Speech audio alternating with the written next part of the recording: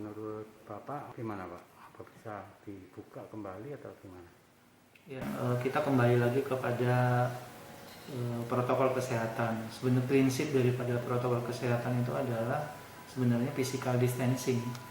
Jadi kenapa physical distancing? Karena daya tular daripada virus COVID ini ya, dia dengan droplet infection dan juga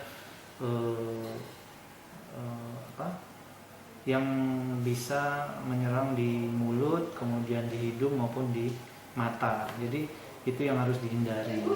Jadi kalau misalnya ada dulu waktu PSBB itu semuanya ditutup untuk menjaga physical distancing dan social distancing, maka sekarang kalau PSBB ditiadakan, harusnya untuk tempat-tempat RHU, khususnya tempat-tempat yang tidak bisa memindahkan physical distancing, sebaiknya ditunda dulu ya.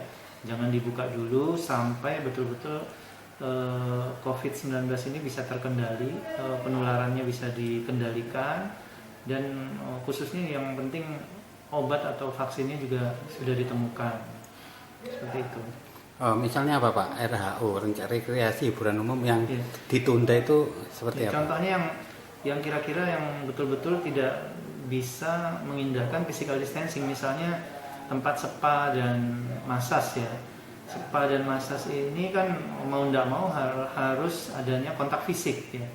Kontak fisik yang sebenarnya tidak bisa dihindari. Kita tahu bahwa kalau sudah ada kontak fisik, padahal virus itu tidak kelihatan. Walaupun sudah menggunakan protokol kesehatan, tapi siapa yang tahu, karena virusnya tidak kelihatan, ada melekat di sarung tangan, melekat di masker, atau melekat di tangan, di tempat-tempat lainnya ya, kan mereka daya tahan hidup virus di benda-benda mati itu kurang lebih antara 1 sampai 5 hari. Nah, ini yang membahayakan. Takutnya di tempat-tempat seperti spa, kemudian massage itu takutnya malah walaupun diterapkan protokol kesehatan, nah ini tetap bisa ada miss-nya karena ada kontak fisiknya di situ.